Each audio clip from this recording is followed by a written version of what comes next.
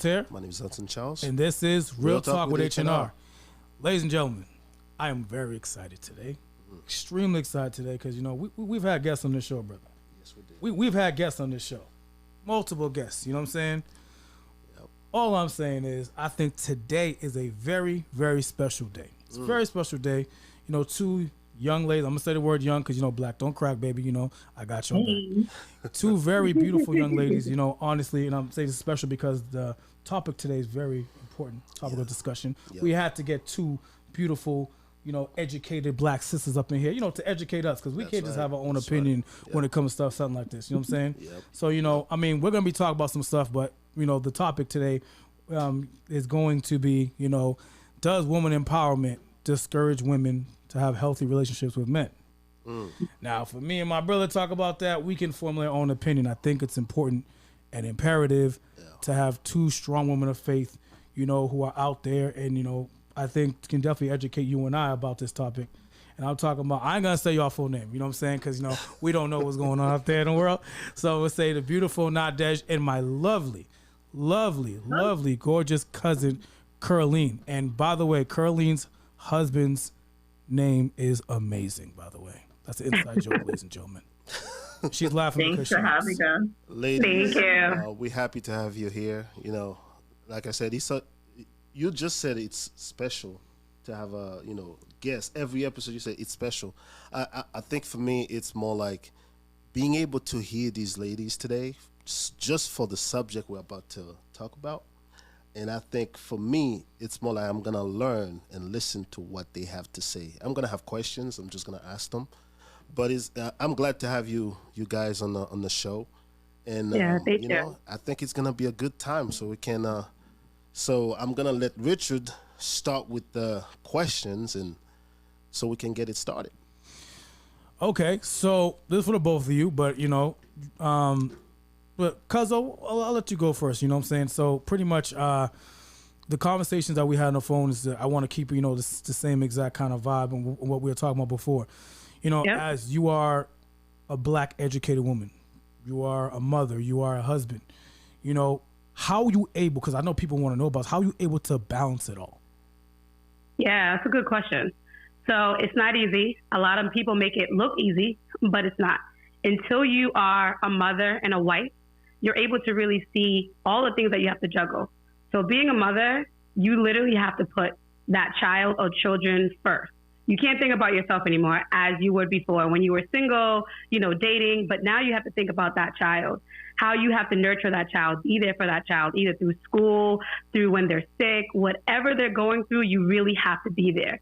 And then as a wife, I would say the biggest challenge for me was one of the things of just learning who I was, but not losing who I was in the midst of becoming a wife.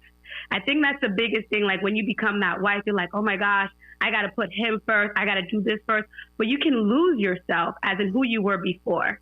And I think that too goes with hand in hand as becoming a mom. Becoming a mom, you can lose yourself where you used to say, hey, I have brunch with my girls, or hey, I want to take a trip real quick, or whatever it is that you used to do. I think for me, I was able to still balance having that social life with my girls, having a ministry, and also being the best wife I could be. And that meant some days I couldn't bring it 100% at the table, but that was okay. I had to understand that there will be challenges, but the most important thing is you don't stay there. You always get up. I think that's where we have to, like, you know, I had to check myself as like, hey, don't stay there. Just because you're trying to be a good mother or trying to be a good wife, there's going to be moments you will fail, and that's going to be okay, but you got to just get back up. Nice. It's not that. Question I have for you is kind of similar. Now, you know, you have kids. How are you able to balance, you know, being a working woman and still able to spend time with kids and still able to educate them as well? Yeah. So I just want to foremost to say, so I have 3 kids, and I want to say thank you for inviting me to this platform because I am, I'm not currently in a relationship. I am recently divorced. So I'm a single mom of 3 kids, and their ages are 8, 5.5, and 4. So I have my hands full.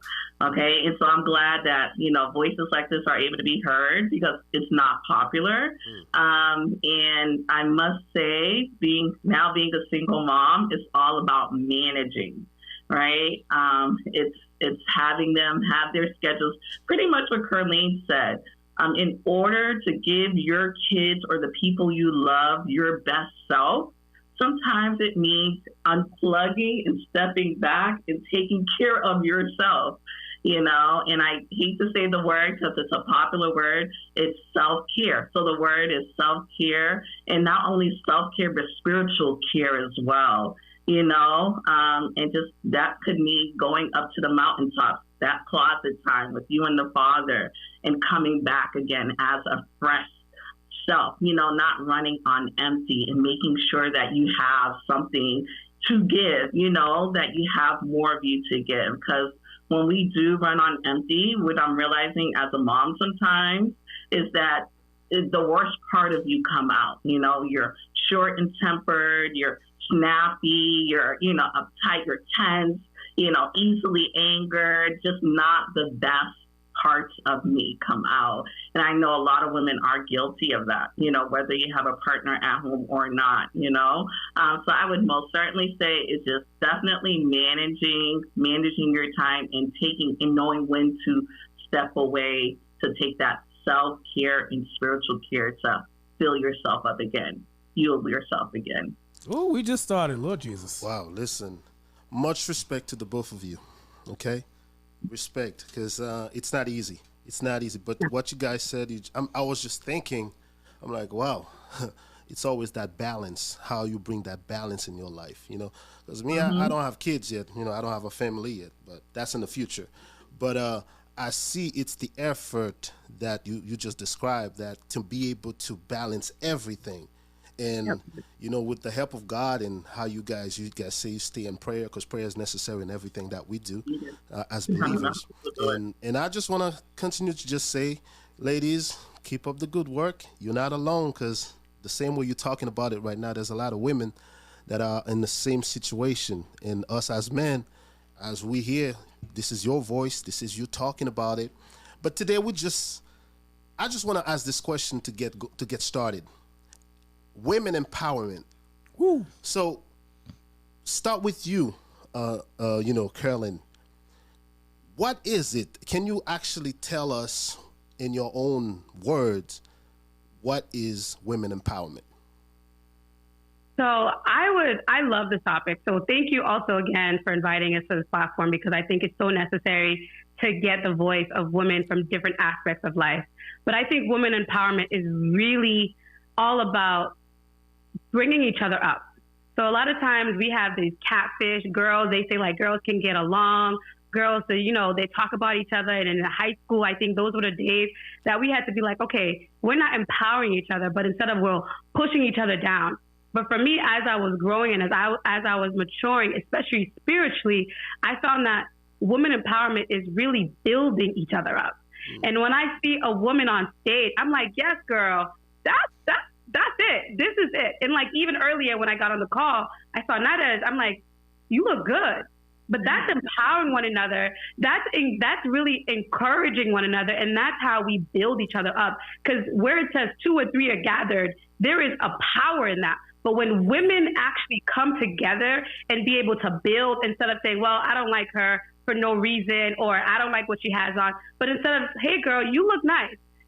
That mother that may be a single mom trying to do it on her own, saying, hey, how can I help you? That's actually empowering one another and believing that you too can withhold and stand whatever comes your way. And I think for me, I've seen a lot of women come before me that has empowered me to be better. That comes from the aunts, that comes from my mom, that comes from my sister, that comes from my sister-in-laws. I've seen women get on stage. They don't know what they're going to say, but because they've taken that mic and say, I am going to make that difference, that's empowered me and saying, I can do the same thing.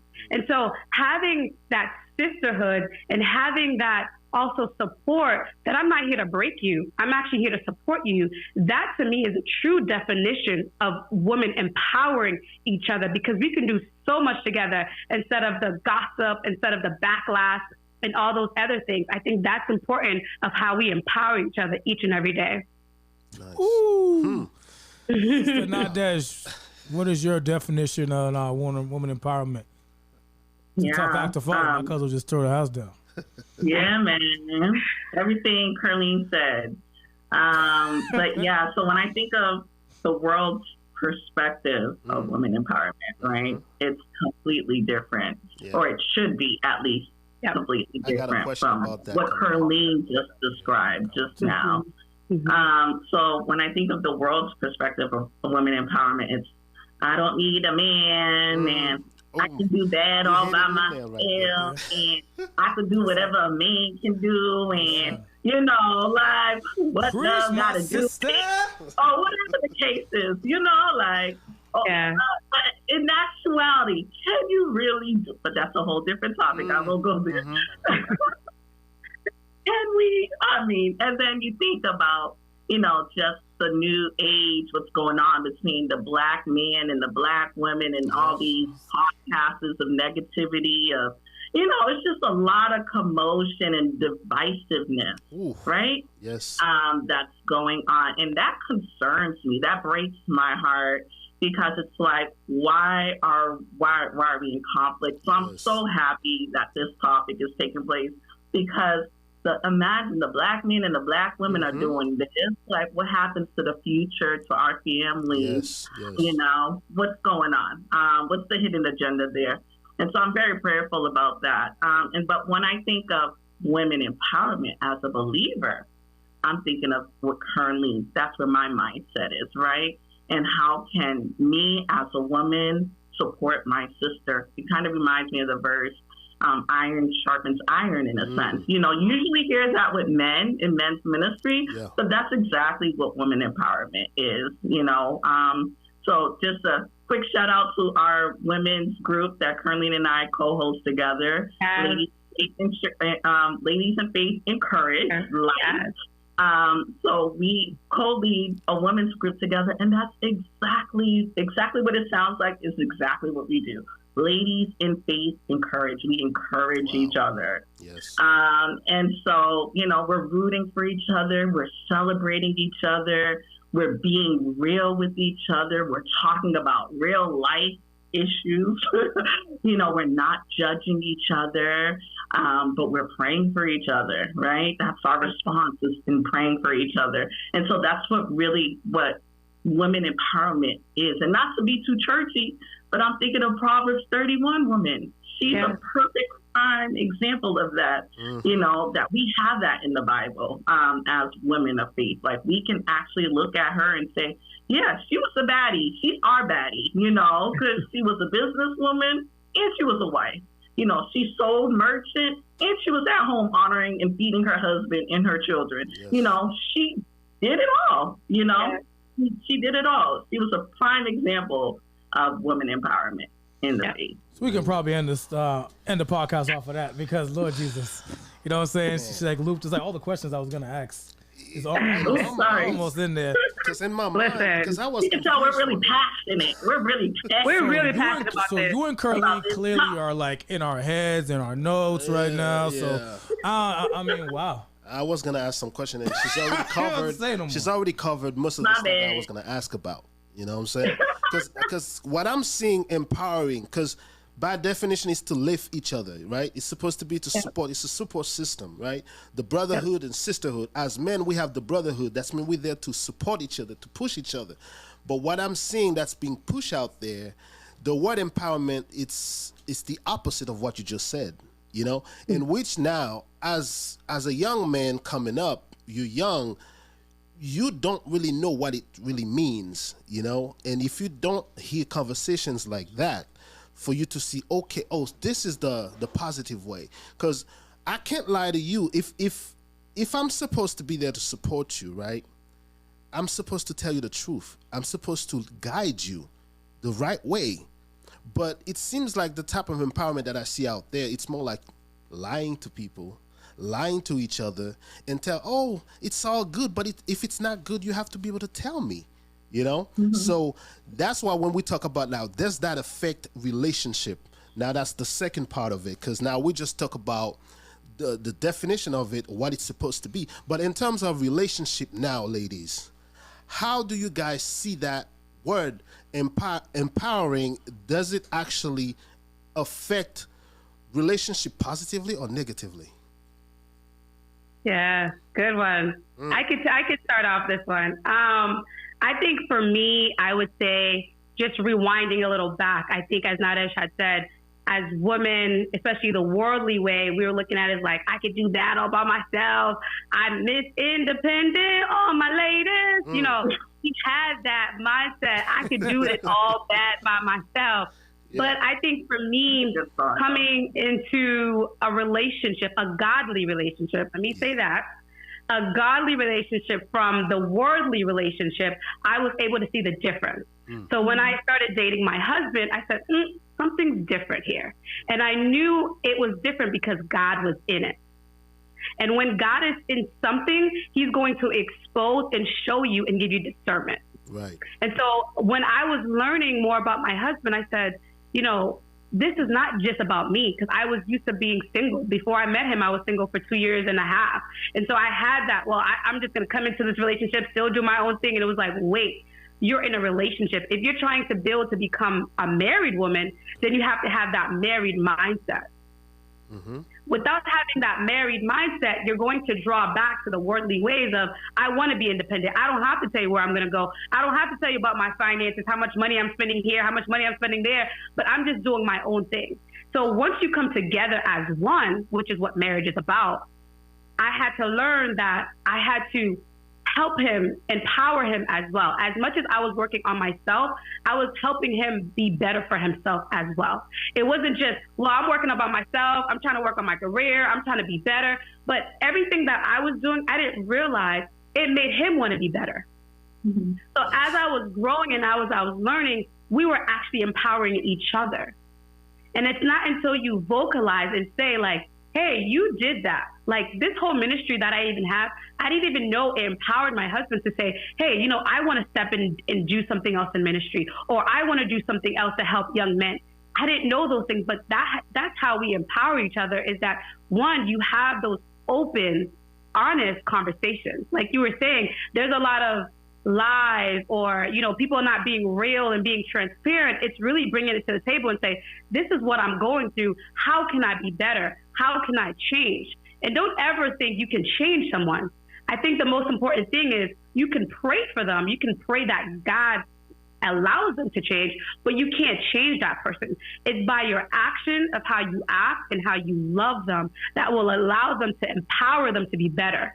And so I think that's a miscommunication and all those things that go on in people's minds and say, well, they have a perfect marriage. But no, each and every day we actually empower each other to be better as individuals and as together as a one unit. Amen. If that makes sense. Yes. But yeah. Yeah. I just wanted to add to that. It reminds me of a recent conversation I was having with a friend of mine who's, you know, he's single as well, and he's, you know, in the dating field. And he was sharing with me a story in regards to a young lady. And this lady's a chaplain out of college, and she's, you know, just in position, and you know, and so they're dating, right? And he realized that she's coming off a little disrespectful towards him, you know, in her approach. She seems to be really critical, and she doesn't like the way he dresses, you know, and she's just trying to morph him or change him, and he feels like she's like degrading him. And he expressed, you know, like, yo, she's a nice girl, but I think because she's in position, you know, of power, that is that it's going to be hard for her to wield that back in a marriage, you know, pertaining to a household, because she comes into my energy and it's this, that, and the third, you know, and unfortunately he had to call it off because of that. And so what I'm realizing when I say all that to say, it depends on, so women can be in ministry and in power, but it depends on your leadership style, right? So what I got from that, or my assessment was, I wonder how she talks to her people. Like, I wonder how she talks to the people that are under her, you know. Is she critical to them? Maybe that could be the flaw. So it's not necessarily the fact that she's in position of power per se, but it has more so to do with how her leadership skill. And so I say all that to say, just to bring it back to Carleen and I, we have a platform where we lead these women, but in actuality, it's a shared platform, right? Yeah. Where you really wouldn't, when you come in, you don't really feel, you know, like there's a presence of authority per se. You know, there's a mutual respect. And so it comes on to the idea of when a woman is in high places or in power, when she comes home, how do you turn that off? You know, in a sense, like, you may not have to turn it off if you're a nice person, you know, if you're just kind to people, you know, whether you're in leadership position or not. I think it's more of a question of character, of someone's character or personality versus having to do with necessarily of the position of empowerment, if that answers your question. I'm not going to lie to you. Wow. You guys answered every single question we have. No more questions for me. Under 20 minutes. No, I'm not even playing around. Like, that was incredible. Like, I don't even know we can't prolong anything. Like, literally, I mean, I'm not even joking. Questions are answered, every single question that we literally have for you guys, you've literally answered it. You guys literally should start your own thing. No, I'm mind blown right now. Yep. Like, I don't even know what to say. Yep. And I'm not a speechless kind of guy, but I'm speechless right now. You know what I'm saying? No, I'm dead serious. No, so oh my gosh. Yep. No, like no, you guys seriously. When I said you guys were gonna elevate the show, I didn't know. You know, we say it to say it. I bet. But y'all actually did elevate. They made it too easy. Like no, I'm so dead serious. Like literally, that was incredible. Like Hudson and I are done. Yeah. Like, we have nothing else to say. Like, he's like tapping me like, bro, like, nothing to say, bro. They killed it. Ricky's like, Ricky's speechless. That's now. Yeah, okay. You know that. He talks a lot. Yeah, we know we gotta drop the mic. Drop the mic. see, this is what I don't like about my people. You guys I did expect. I know you speak is a lot. Real. Disrespect is real right now.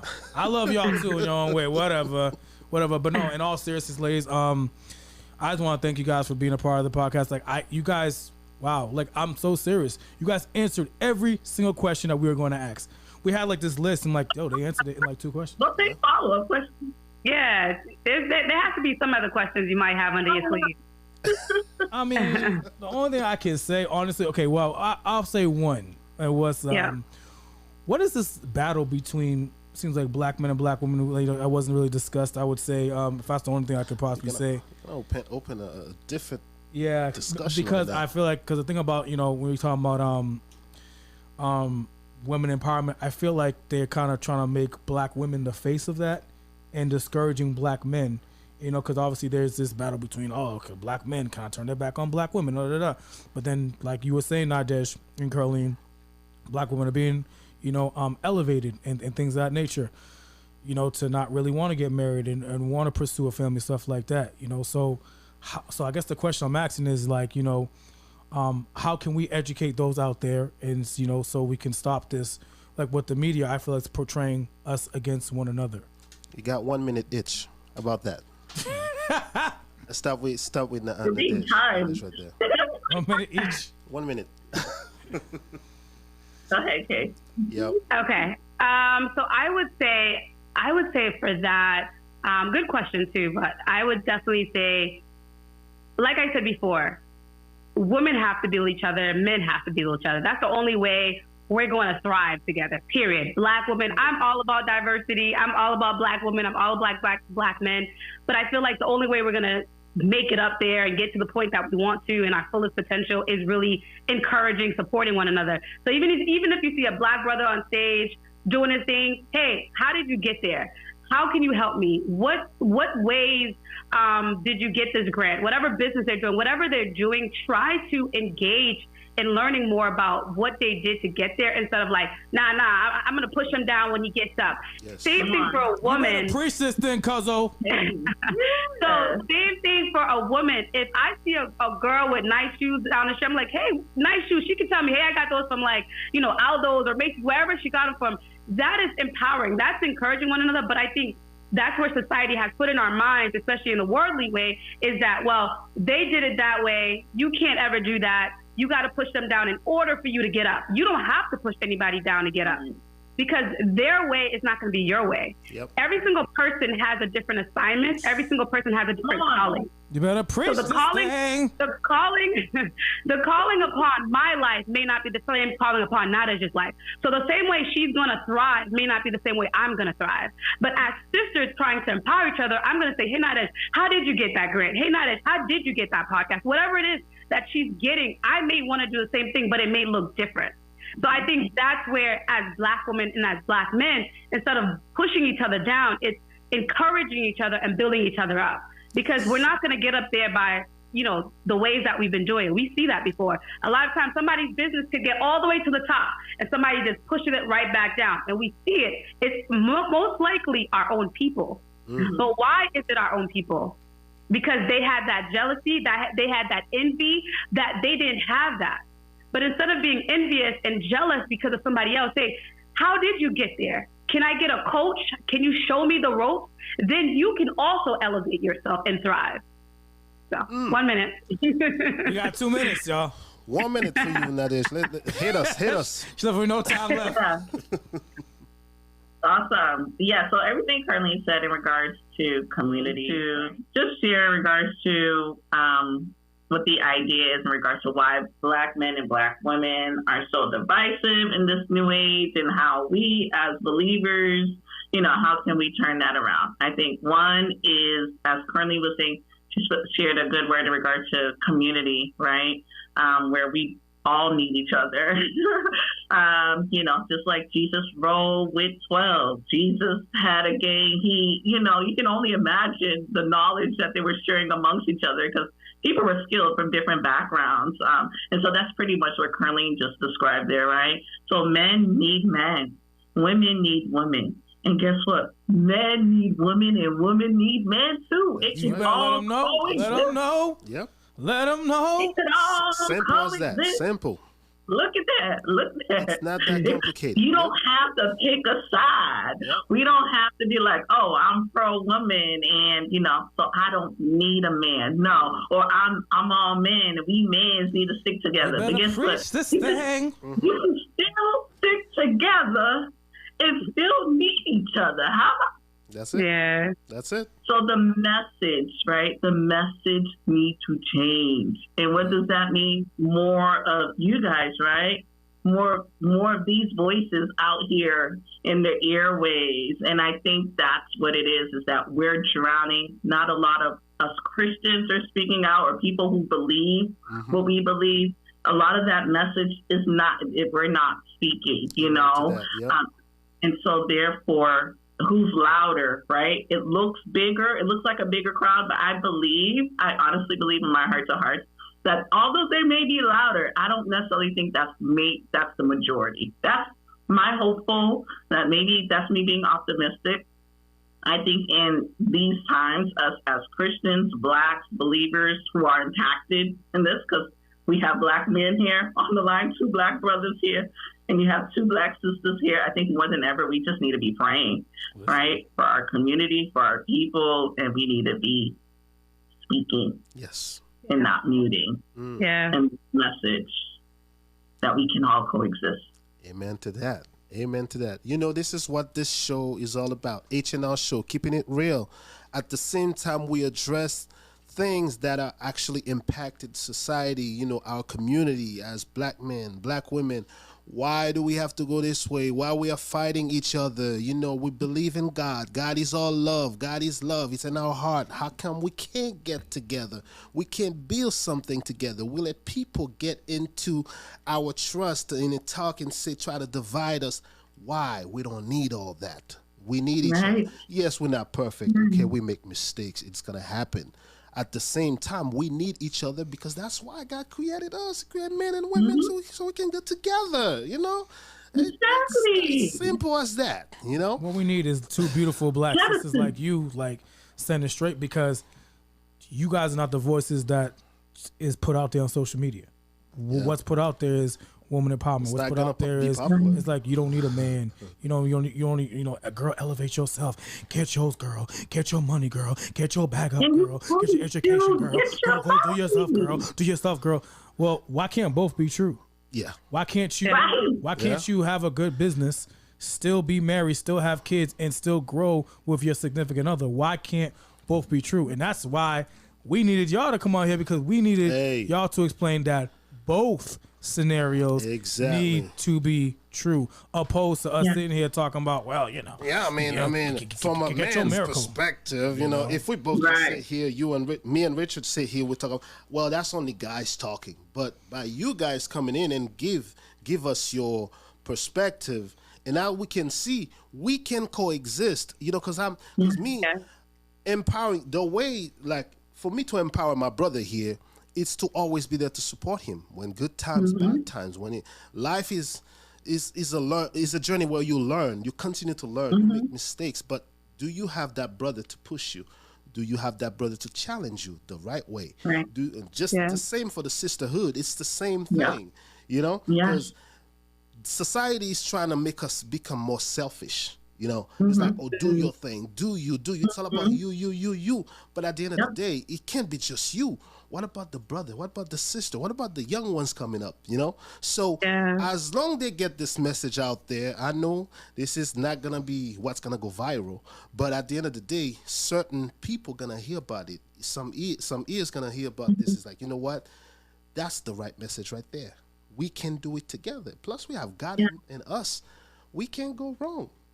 Am I right, brother? Amen. Yeah, I agree. Ladies, Amen. rapid fire questions real quick.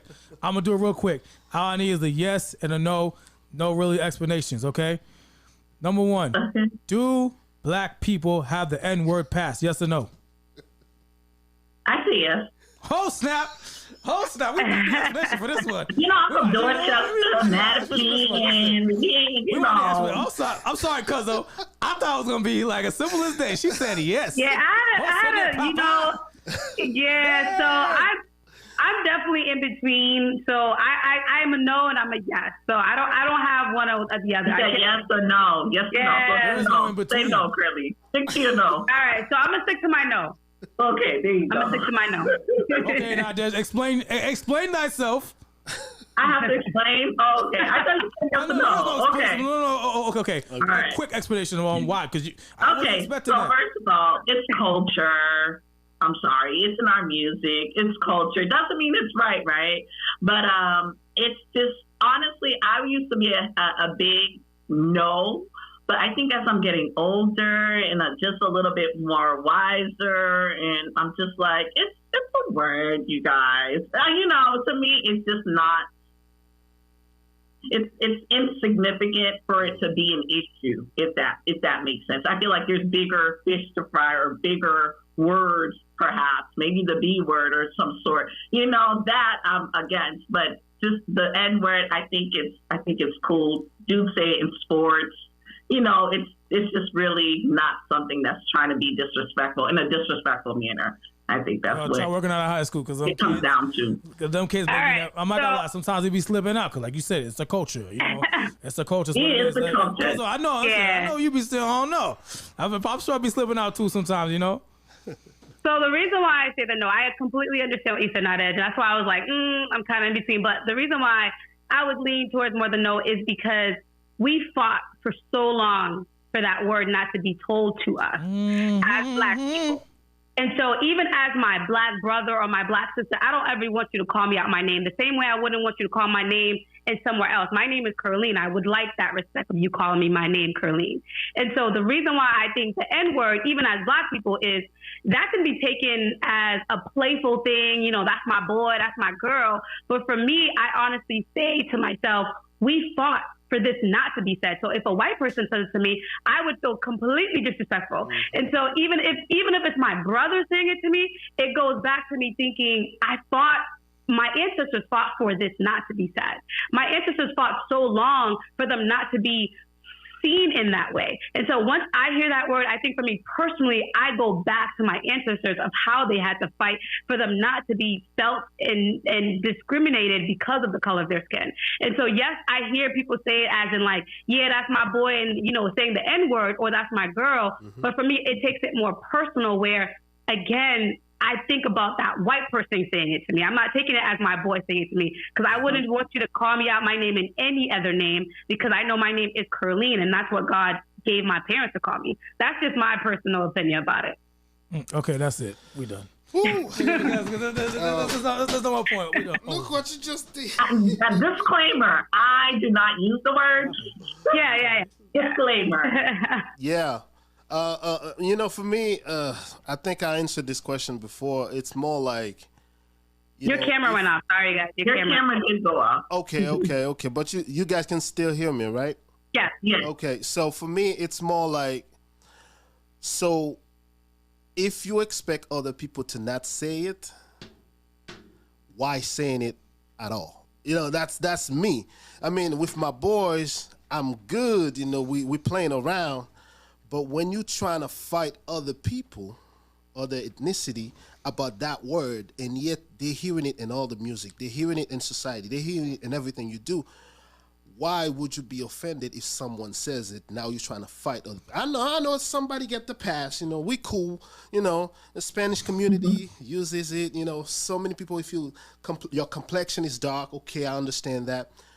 But you have to also be willing to accept the consequences that's coming by using it, because other people, now you're going to fight everyone if they say it.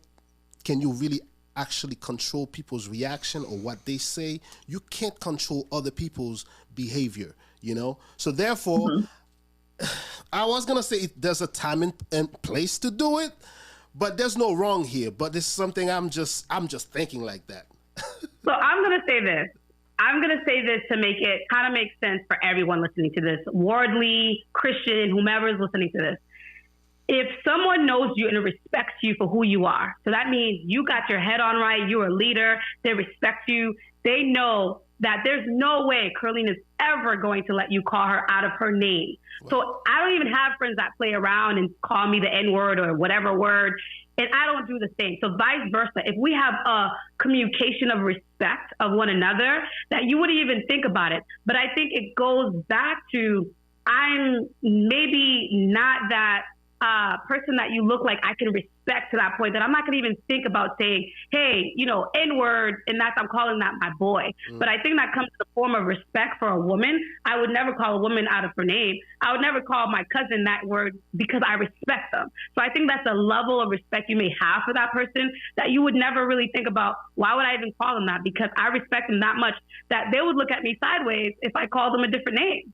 So I think that's where society has it, is like we play with it, we joke around with it, but if there is a form of respect for that person, that you would never call your boy one name and then your parents another name. You know that level of respect that you have for each individual that you have in your circle. So I think that's, for me, I just have that level of respect for everyone I encounter with. I would never think in a million years to call anybody that name, because that's just my mindset, that I wouldn't want you to do the same thing to me, if that makes sense. Gotcha. No, that makes perfect sense. You know what, ladies?